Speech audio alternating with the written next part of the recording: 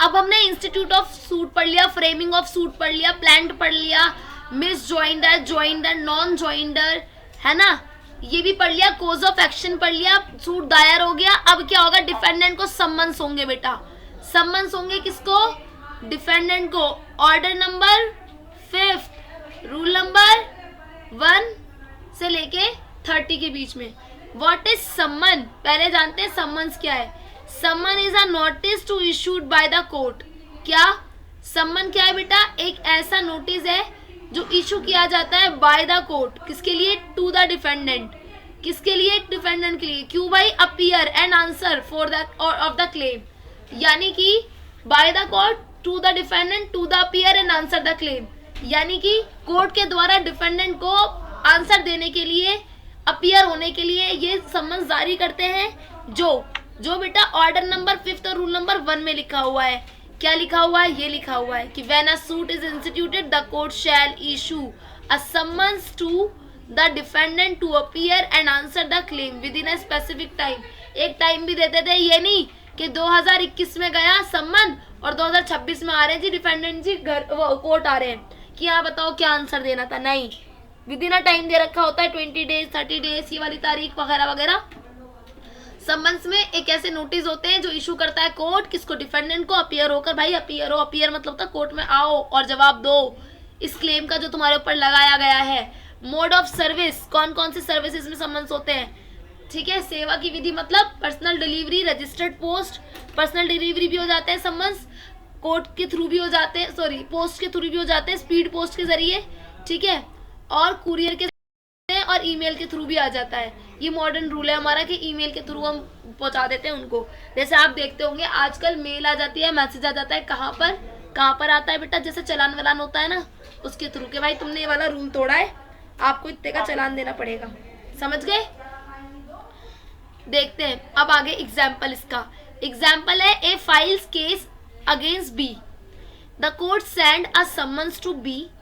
क्या A file करता है बी के अगेंस्ट केस फाइल करता है, कोर्ट सेंड करता है बी को क्या, summons. Appear on a given date, एक डेट पर आने के लिए एक डेट दे देता है कि बेटा इस दिन तक तुम्हें आना ही आना है कोर्ट में। If B doesn't appear, if B, यदि बी अपीयर नहीं होता तो द कोर्ट में proceed ex parte and his husband absence, यानी कि कोर्ट क्या कर देता है, प्रोसीड कर देता है उसे एक्स पार्टे, ठीक है, उसे ये एक्स पार्टे बना देता है। ठीक, अभी तक हमने इस यूनिट 3 में क्या क्या पढ़ा, this is a summary of unit 3, ठीक है। व्हाट हमने क्या पढ़ा समरी में, हमने पढ़े टॉपिक्स कौन कौन से, हमने पढ़ा इंस्टीट्यूशंस ऑफ सूट, है ना, क्या पढ़ा हमने, इंस्टीट्यूशन ऑफ सूट पढ़ा। इंस्टीट्यूशन ऑफ सूट किस में है, institution of suit, institution of suit है ऑर्डर नंबर 5 में, सेक्शन नंबर 26 में, ठीक है। And suit start when plant is file, suit तभी शुरू हो जाता है जब प्लांट फाइल होती है। एग्जाम्पल, ए फाइल करता है प्लांट रिकवरी का, फॉर रिकवरी किसके खिलाफ, बी के खिलाफ करे, तो ये क्या हो गई बेटा, इंस्टीट्यूशन हो गया सूट का, प्लांट दायर हो गई, बात खत्म। जॉइंडर ऑफ पार्टीज, जॉइंडर मतलब रूल नंबर 1 में, और सॉरी रूल नंबर 1 कह रही हूँ, ऑर्डर नंबर 1 रूल नंबर 1 से लेके 5 तक जॉइंडर्स। मल्टीपल पार्टीज जो कॉमन इंटरेस्ट के हिसाब से क्या है बेटा, कॉमन इंटरेस्ट के हिसाब से उस सूट का हिस्सा है, उसे बोलते हैं हम joinder of parties. Co owner suit tenant of jointly. Misjoinder कौन, जो बिना फालतू के आ गया सूट में, जैसे ऑर्डर नंबर 1 रूल नंबर 9 में रॉन्ग पार्टी जो ज्वाइन हो गई है उसको बोलेंगे मिस जॉइंडर, इररिलेवेंट पर्सन, ठीक है, मेड डिपेंडेंट को इररिलेवेंट पर्सन डिपेंडेंट बन गया, ठीक है। नॉन ज्वाइनर जिसे होना चाहिए था वो है ही नहीं, ऑर्डर नंबर 1 और रूल नंबर 9 में लिखा हुआ है ये भी कि नेसेसरी पार्टी मिसिंग, को ऑनर नॉट इंक्लूडेड, उसे बोलते हैं हम नॉन ज्वाइनर। समझ में आ गया होगा होप सो। अरे ये क्या हो गया, ठीक है, आगे बढ़ते हैं। रिप्रेजेंटेटिव ऑफ सूट किसे, ऑर्डर नंबर 1 रूल नंबर 8 में, फ्यू रिप्रेजेंट मैनी, यानी कि क्या, जो कुछ लोग बहुत सारे लोगों का केस को रिप्रेजेंट करते हैं, जैसे पूरे विलेजर्स तो आ नहीं सकते, तो विलेजर की जगह पे कौन होता है बेटा, विलेजर की जगह पे कौन होता है? विलेजर की जगह पर होते हैं कुछ 2-4 लोग जो सूट को रिप्रेजेंट कर रहे होते हैं उस वक्त, ठीक है।